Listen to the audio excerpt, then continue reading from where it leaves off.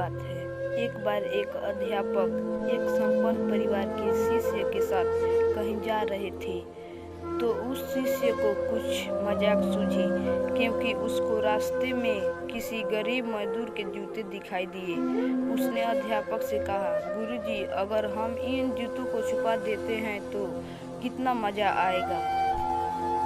अब उसको तो मजाक सूझ रहा था, लेकिन गुरुजी ने कहा कि नहीं, गरीब इंसान के साथ इस तरह का भद्दा मजाक करना ठीक नहीं है। उसने कहा, क्यों ना हम इन जूतों में कुछ सिक्के डाल दें और देखें कि इसका इस गरीब मजदूर पर क्या प्रभाव पड़ता है। उन्होंने ऐसा ही किया।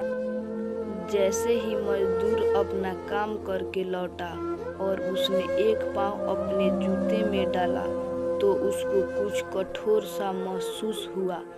उसने अंदर हाथ डाला तो उसको कुछ सिक्के दिखाई दिए।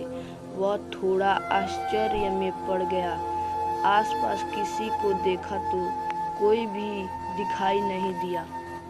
वापस उसने दूसरा पैर अपने जूते में डाला और वापस उसको उसमें कुछ सिक्के दिखाई दिए।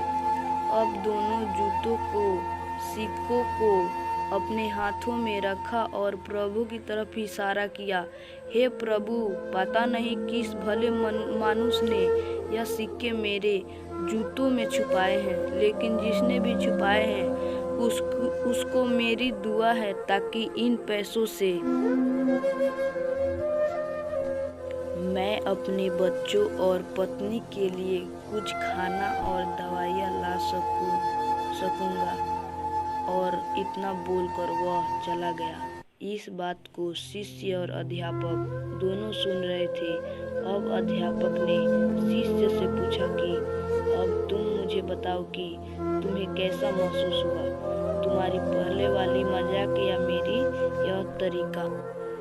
तो उसने कहा कि गुरुजी, मैं आपसे क्षमा चाहता हूँ। अब मुझे समझ आ गया है कि सच्ची खुशी किस चीज़ में है।